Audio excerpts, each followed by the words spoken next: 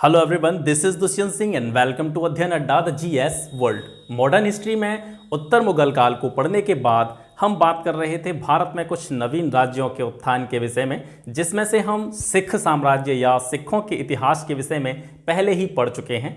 इस क्लास में हम बात करेंगे मैसूर के बारे में, जो कि उन्हीं नवीन राज्यों में से एक राज्य था।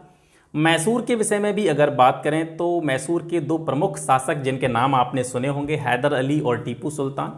आज का जो क्लास है हैदर अली और टीपू सुल्तान से ही रिलेटेड है। इनके जीवन की प्रमुख घटनाओं के बारे में जानेंगे।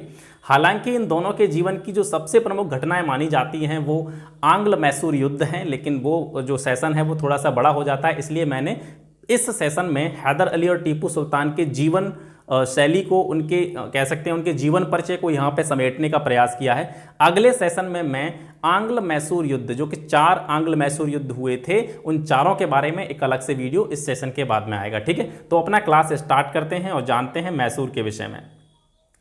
18वीं शताब्दी के प्रारंभ में मैसूर का शासक हुआ करता था चिक्का कृष्णराज। लेकिन जो मैसूर के शासक के आधार पर जो पावर होनी चाहिए वो इसके हाथ में नहीं थी। इसकी जो शक्ति थी, वास्तविक शक्ति, वो इसी के 2 मंत्रियों नंजराज और देवराज के हाथों में थी। नंजराज चिक्का कृष्णराज की सेना में प्रमुख सेनापति था और देवराज वित्त नियंत्रक था। ठीक है, प्रमुख सेनापति को दालवाई कहा जाता था और जो वित्त नियंत्रक होता था, जो कि देवराज था, उसे सर्वाधिकारी के नाम से भी जाना जाता था। बाद में समय बदलता गया और नंजराज, जो कि पहले से ही पावरफुल था, तो उसने नंजराज ने क्या किया, मैसूर पर अधिकार कर लिया, मैसूर का सर्वे सर्वा हो गया। फिर समय आगे बढ़ता है और आगे चलकर नंजराज की सेना में हैदर अली नाम के एक युवक की भर्ती होती है, जो कि आगे चलकर मैसूर का शासक बनता है। ठीक है, यहाँ से एक इमेज आपके दिमाग में बनाने की कोशिश की है मैंने। जैसे मैसूर जो था, मैसूर का जो प्रारंभिक शासक था वो कौन था, चिक्का कृष्णराज, उसके 2 मंत्री नंजराज, देवराज। आगे चलकर नंजराज ने चिक्का कृष्णराज को उसके पद से हटा करके खुद मैसूर का वो सर्वे सर्वा बन गया और फिर इसी की सेना में आगे चल के हैदर अली की भर्ती होती है। वो अपने एक कह सकते हैं उसका एक सलाहकार था, खांडे राव नामक का एक ब्राह्मण था, हैदर अली का सलाहकार, उसकी सहायता से ये मैसूर का शासक बनता है। तो चलिए जानते हैं हैदर अली के बारे में। हैदर अली का जन्म हुआ था मैसूर के कोलार जिले में। ठीक है, कोलार जिला जो कि मैसूर में पड़ता है, वहीं पर हैदर अली का जन्म हुआ था 1722 में, 1722 में। इनके पिता का नाम था फतेह मोहम्मद, जो कि मैसूर किले में ही एक सैन्य अधिकारी के पद पर कार्य किया करते थे। हैदर ने एक साधारण से सैनिक के रूप में नंजराज के यहाँ पे नौकरी की। ठीक है, जब ये उसकी सेना में भर्ती हुआ तो ये साधारण सा सैनिक था, जैसे और सैनिक होते हैं, भीड़ होती है, उसी भीड़ में से एक सैनिक हैदर अली भी था।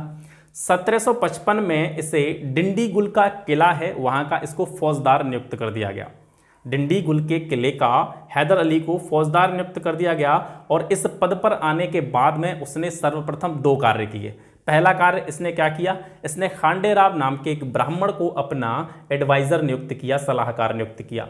क्योंकि हैदर अली खुद निरक्षर था, साक्षर नहीं था, पढ़ा लिखा नहीं था, तो इसकी उसको बेहद आवश्यकता थी कि कोई शिक्षित व्यक्ति, जानकार व्यक्ति उसका सलाहकार बने और इसी कार्य को संपन्न करने के लिए उसने खांडेराव नाम के एक ब्राह्मण को अपना सलाहकार नियुक्त किया। दूसरा कार्य इसने ये किया कि इसके अंडर में जो सेना थी उसके प्रशिक्षण के लिए इसने फ्रांसीसी अधिकारियों की नियुक्ति की। ठीक है, डिंडीगुल किले का फौजदार बनने के बाद में ये 2 प्रमुख कार्य जो थे हैदर अली के द्वारा किए गए।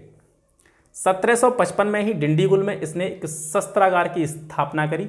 ठीक है, शस्त्रागार की स्थापना करने के बाद में इसने क्या किया, जो अपने आसपास के एरिया थे, जो क्षेत्र थे आसपास के, उनको लूट करके इसने धन एकत्रित करना प्रारंभ कर दिया।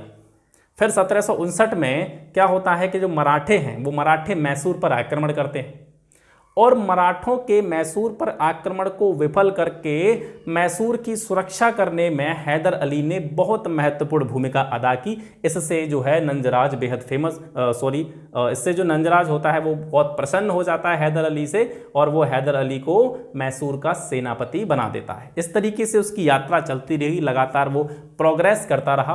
फिर 1760 में हैदर अली ने क्या किया, अपने सलाहकार जो कि खांडे राव था, खांडे राव ब्राह्मण की सहायता से इसने नंजराज का अंत कर दिया और स्वयं मैसूर का शासक बन बैठा। इसने अपने राज्य में वही व्यवस्था लागू की जो कि मुगल शासन में चला करती थी। ठीक है, मुगल शासन व्यवस्था एवं मुगलों की जो राजस्व प्रणाली थी, राजस्व व्यवस्था थी, हैदर ने भी वही प्रणाली अपने राज्य में लागू की थी। 1764 में मराठा पेशवा माधवराव का मैसूर पर आक्रमण होता है और हलीबली के मैदान में एक युद्ध होता है जिसमें हैदर अली पराजित हो जाता है, हार जाता है। फिर 1765 में ये मराठों से संधि करता है और इस संधि के तहत हैदर 32 लाख रुपए मराठों को देता है। ठीक है, 1764 में पेशवा माधवराव के जो है नियंत्रण में एक आक्रमण हुआ हैदर के ऊपर, हैदर उसमें पराजित हुआ और उसने 1765 में संधि के तहत मराठों को 32 लाख रुपए दिए। जब हैदर अली शासक बना था तो शासक बनने के बाद ही उसका जीवन संघर्षों से भरा रहा, क्योंकि वो शासक बनने के बाद लगातार कभी मराठे तो कभी निज़ाम तो कभी अंग्रेज, इन सभी से युद्धों में उलझा रहा। दक्कन में जितनी भी इंडियन पावर्स थी, भारतीय शक्तियां थी, उनमें हैदर अली एक ऐसा पहला व्यक्ति था जिससे अंग्रेज पराजित हुए थे। ठीक है, इसने अंग्रेज़ों की जो अजेयता थी उसको चुनौती दी थी, अंग्रेजों को पराजित किया था। इसके साथ साथ धार्मिक रूप से यह सहिष्णुता की नीति का पालन करने वाला था, सहिष्णु था, किसी को भी इसने बेवजह परेशान नहीं किया। इसका जो पहला दीवान था और इसके जो अन्य प्रमुख अधिकारी थे वे हिंदू थे। ये इस बात का परिचायक है कि हैदर अली धार्मिक सहिष्णुता की नीति का पालन करता था। इसके साथ साथ एक उदाहरण ये भी देखने को मिलता है कि मैसूर में एक मंदिर है, चामुंडेश्वरी देवी का मंदिर। ठीक है, मैसूर का चामुंडेश्वरी देवी का मंदिर है, उसके लिए इसने दान भी दिया था। ऐसा भी जो है हमें बुक्स को पढ़ने के बाद में, अध्ययन करने के बाद में पता चलता है। इसके साथ साथ इसके जो सिक्के चलते थे, अपने सिक्कों पर इसने हिंदू देवी देवताओं की मूर्तियां भी अंकित करवाई थी, उनकी इमेज जो है उस पर छपवाई थी अपने सिक्कों पर। इससे भी इसकी धार्मिक सहिष्णुता की नीति के बारे में पता चलता है।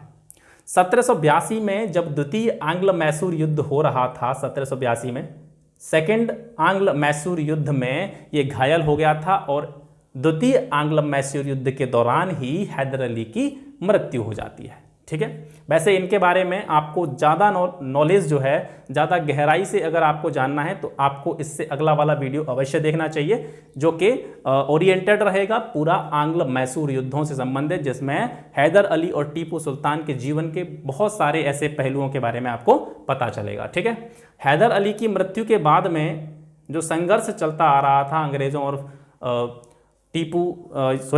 और हैदर के बीच में, उसको टीपू सुल्तान ने जो है जारी किया। ठीक है, उसने बंद नहीं किया। पिता की मृत्यु के बाद में उसने अपनी जिम्मेदारी को बखूबी समझा और उसने संघर्ष जारी रखा। टीपू सुल्तान की जो शासक बनने की अवधि है वो मानी जाती है 1782 से लेकर 1799 तक। ये हैदर अली का पुत्र था। इसका जन्म 20 नवंबर 1750 को देवनाहल्ली नामक स्थान पर हुआ था कि जो बेंगलोर में पड़ता है। ठीक है, इनकी माता का नाम था फातिमा फखरुन्निसा। ठीक है, पिता का नाम तो हैदर अली ही था और माता का नाम क्या था, फातिमा फखरुन्निसा। टीपू की वीरता के कारण ही, टीपू काफ़ी वीर जो योद्धा था, टीपू की वीरता के कारण ही इनके पिता हैदर अली ने इसे मैसूर का शेर या शेर ए मैसूर की उपाधि दी थी। इसके साथ साथ टीपू ने कुछ अन्य कार्य भी किए, उनके बारे में थोड़ा सा नज़र डालते हैं। वर्ष और महीने के जो हिंदू नाम होते हैं उनके स्थान पर इसने अरबी नामों का प्रयोग किया और आधुनिक कैलेंडर इसने लागू किया। जो कैलेंडर यूज़ होता है आधुनिक कैलेंडर, उसको इसने लागू किया। इसके साथ साथ फ्रांसीसी सैनिकों के साथ मिलकर श्रीरंगपट्टनम में जैकोबिन क्लब बनाया और उसका सदस्य बना। अब आप सोच रहे होंगे जैकोबिन क्लब क्या है। टीपू जो था वो हम कह सकते हैं कि फ्रांसीसियों से ये मित्रवत था और फ्रांसीसी जो रिवॉल्यूशन थी, फ्रांस की क्रांति थी, उससे अत्यधिक प्रभावित भी था। जैकोबिन क्लब ये फ्रांसीसी लोगों की उत्पत्ति थी। जैकोबिन क्लब की स्थापना रोबेस्पियर नामक के एक फ्रांसीसी व्यक्ति ने की थी फ्रांस में। ठीक है, और इसका हेड ऑफिस जो हुआ करता था वो पेरिस में हुआ करता था। ठीक है, तो जो जैकोबिन क्लब थी फ्रांस में, इसके लगभग 2000 से ज़्यादा गांवों में, नगरों में इसकी जो शाखाएं खुल गई थी। इसमें जो है जो नॉर्मल नागरिक होते थे, सिटीजन होते थे उस देश के यानी फ्रांस के, वो यहाँ मीटिंग्स करते थे और जोशीले भाषण दिया करते थे और फ्रांस की क्रांति से संबंधित यहाँ चर्चाएं हुआ करती थी। ठीक है, तो फ्रांसीसी सैनिक, आप जानते हैं कि फ्रांसीसी तो पहले से ही भारत में थे ही, भारत में उनके उपनिवेश भी थे। तो फ्रांसीसी जो सैनिक भारत में रह रहे थे उन्होंने भी प्रस्ताव रखा टीपू सुल्तान के सामने कि क्यों ना यहाँ पर भी एक जैकोबिन क्लब बनाया जाए तो उसने सहर्ष स्वीकार किया उसको और जैकोबिन क्लब बनाने की अनुमति दे दी। ये श्रीरंगपट्टनम में बनाया गया था और टीपू सुल्तान खुद इस क्लब का सदस्य बना था। टीपू सुल्तान अपने आप को नागरिक टीपू कह के बुलाता था।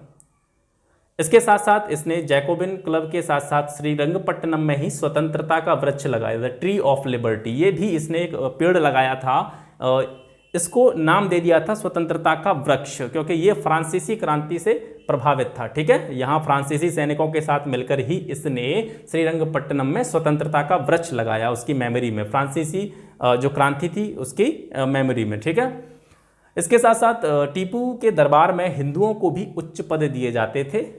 इसके दरबार में भी अपने पिता की तरह हिंदुओं को उच्च पद दिए जाते थे। और पूर्णिया एवं कृष्णराव, ये दो इसके दरबार में काफ़ी उच्च पदों पर हिंदू व्यक्ति थे जो कि आसीन थे। इसके साथ साथ एक बार श्रृंगेरी मंदिर में शारदा देवी की मूर्ति स्थापना के लिए इसने धन भी दिया था। मराठों के आक्रमण के समय श्रृंगेरी मंदिर में जो शारदा देवी की मूर्ति थी उसका एक हिस्सा विखंडित हो गया था, टूट गया था। उस मूर्ति की स्थापना के लिए इसने क्या दिया था, धन दिया था। तो कहीं ना कहीं ये देखने को मिलता है कि ये इसकी भी जो है नीति वो धार्मिक सहिष्णुता की नीति थी। और चतुर्थ आंग्ल मैसूर जब हुआ था 1799 में, 1799 में चौथे आंग्ल मैसूर युद्ध के समय श्रीरंगपट्टनम के द्वार पर टीपू संघर्ष करता हुआ, अंग्रेजों से लड़ता हुआ जो है मारा गया था। इस तरह से टीपू का अंत हुआ था। अब इस मैसूर का जो सबसे इम्पोर्टेंट पार्ट है वो है आंग्ल मैसूर युद्धों से संबंधित जो भी पार्ट है वो है, और इसको मैं एक अलग वीडियो में, जिसमें चारों आंग्ल मैसूर युद्ध के कारण क्या थे, इनकी पृष्ठभूमि क्या थी, परिणाम क्या निकले इनके, कौन कौन सी संधि से ये समाप्त हुए, उनके बारे में एक अलग से वीडियो कल आपको देखने को मिलेगा। और अगर आप चैनल पर नए हैं तो चैनल को सब्सक्राइब करें। इसके साथ साथ किसी भी वनडे एग्जाम या स्टेट पीसीएस एग्जाम की तैयारी कर रहे हैं तो आप हमसे जुड़ सकते हैं।